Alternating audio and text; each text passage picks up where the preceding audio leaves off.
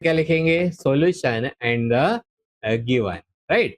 To parallel SHMs are given by, पहला एक SHM कितना गिवन है?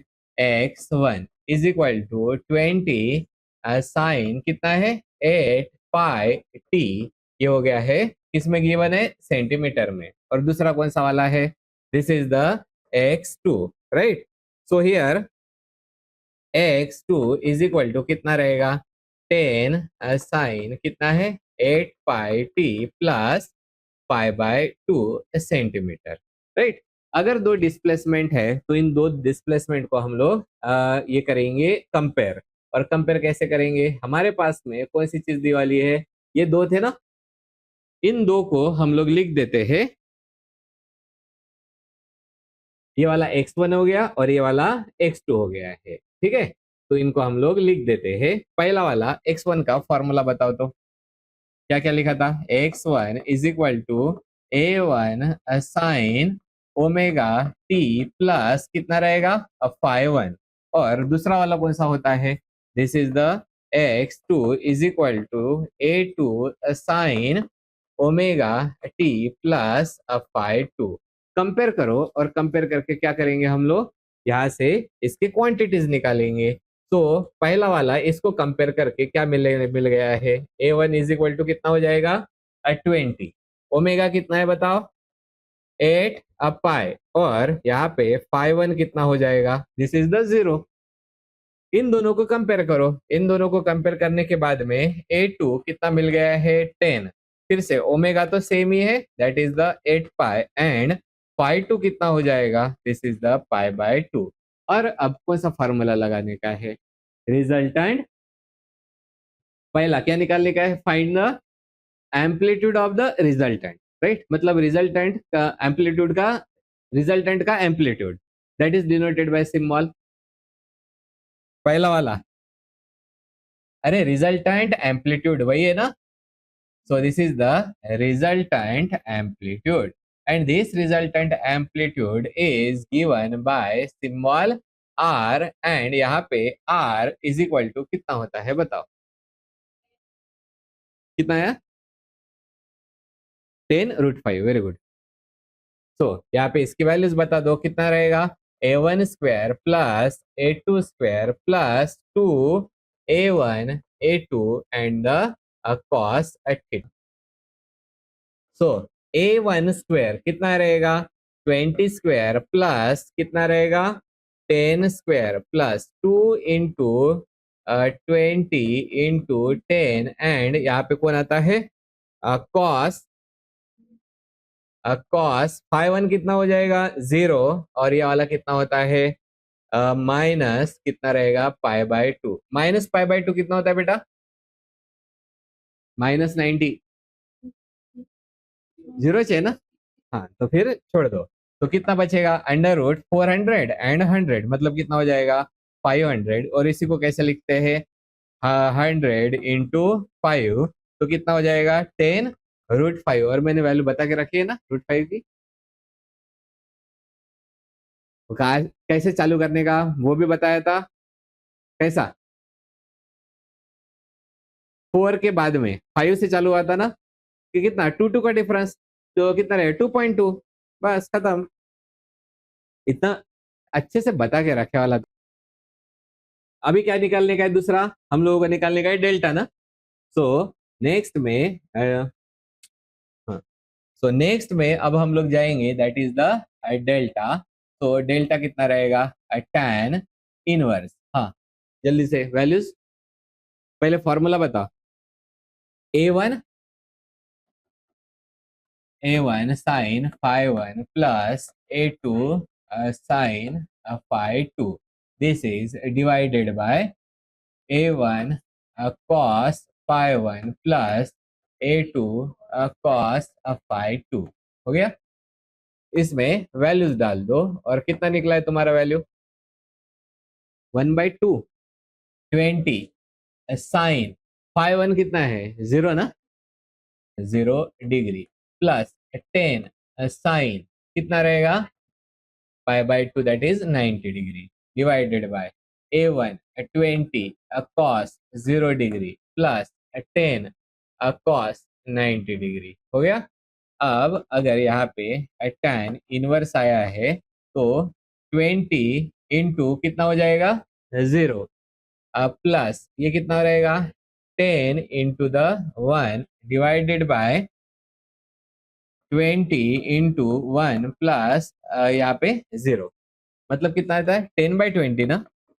तो it is tan inverse of 10/20 मतलब tan इनवर्स ऑफ कितना होता है इट इज 1/2। ओके ये किताब में गलत है।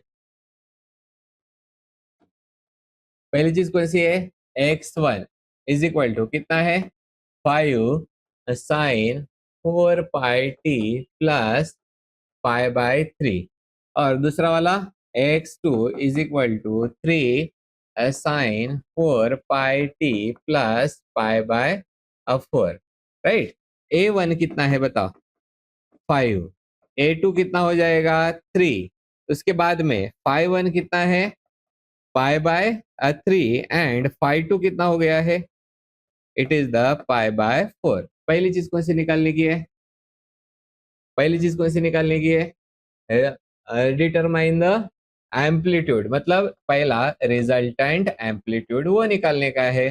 So here r is equal to a1 square plus a2 square plus 2 a1 a2 here cos कितना रहेगा phi1 minus the phi2। Okay तो बताओ π/3 माइनस π/4 कितना होता है कितना होता है π/12 बराबर है ना। हाँ π/12 मतलब कितना पाई मतलब कितना 180 ना 180 डिवाइडेड बाय 12 कितना हो जाएगा 15 डिग्री। तो वहीं पे जाके लटक गए ना सब लोग। हाँ तो कितना आ गया बताओ या ये कितना हो गया a1 square plus a2 square 5 square plus 3 square कितना होता है 25 प्लस 9 कितना 34 प्लस यहाँ पे कितना है 30 और यहाँ पे कितना आ जाएगा cos π/12। सो मैं यहाँ पे वैल्यू बता देता हूँ। So there is 34 plus 30 cos π/12 मतलब 15 और cos π/12 होता है दैट इज द 0.969 सही है पहली बार उसका सही आया गया। ओके सो 62.9 ये वाला कौन सा हो जाएगा रिजल्टेंट एम्पलीट्यूड और क्या निकालने का है रिजल्टेंट फेज निकला है 18/13 ठीक है। सो सेकंड वाले में कौन सी चीज निकालने की थी हम लोगों को इपॉक मतलब डेल्टा इसकी वैल्यू कितनी रहेगी 18/13। तो अगर इसको डिवाइड करेंगे तो कितना हो जाएगा 1.3 ठीक है। ये एक क्वेश्चन है बहुत पुराना वाला है जिस साल में पैदा हुआ था उस साल आने वाला था।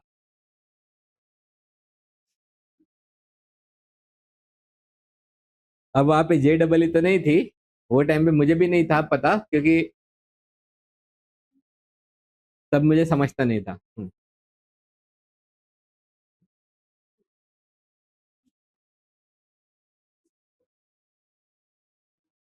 तो कौन सी एग्जाम रहती थी इंजीनियरिंग की तभी भी लोग IIT में जाते थे।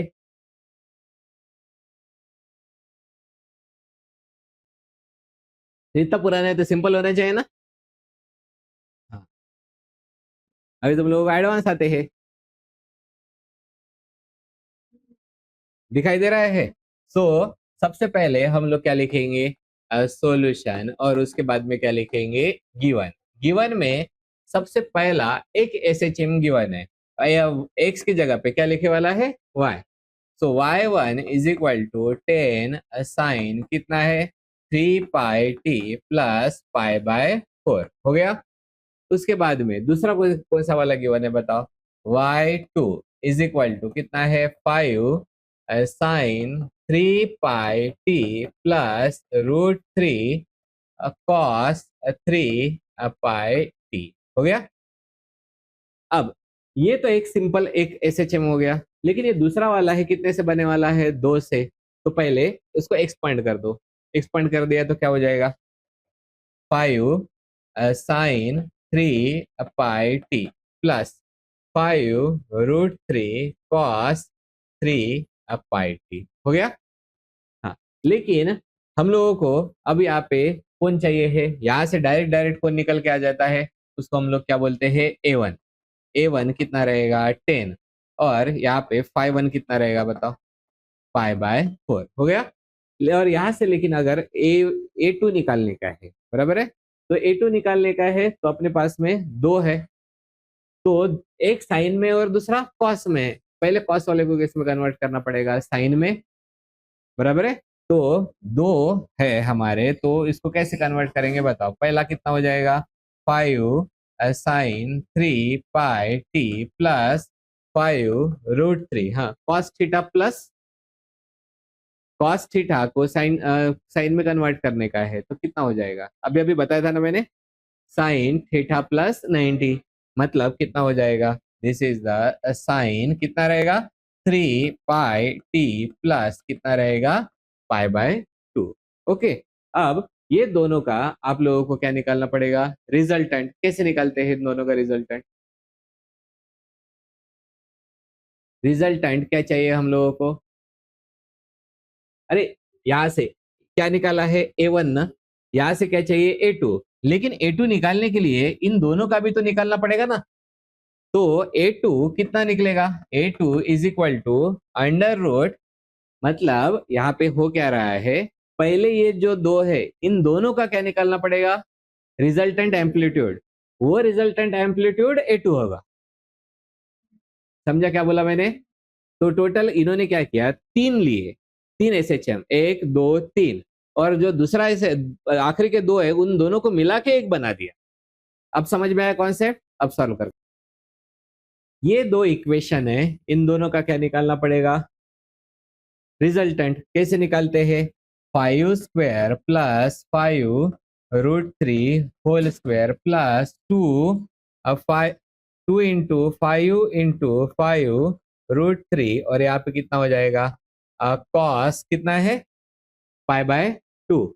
ओके, सो हियर 5 1 माइनस 5 2 मतलब 0 माइनस पाई/2, मतलब अल्टीमेटली कितना बचे वाला है, उधर का तो पूरा 0 हो जाएगा, तो कितना बचे वाला है, 25 प्लस 25 मल्टीप्लाइड बाय 3, कितना होता है बताओ, कितना, अंडर रूट 100।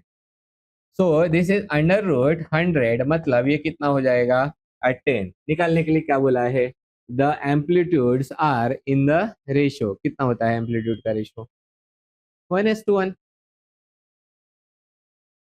10 तर आलेला आहे ना तुमचा, तो निकालने का क्या था फाइनली, एम्पलीट्यूड का ratio, that is A1/A2, that is 10/10, मतलब 1:1।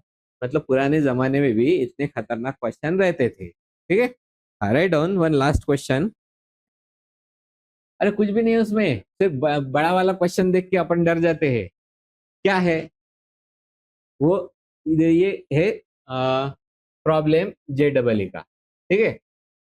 क्या दिया वाला है, particle execute SHM of amplitude A, मतलब कौन सा वाला मोशन कर रहा है, सिंपल हार्मोनिक मोशन, एम्पलीट्यूड कितना है A, move along the X axis, right.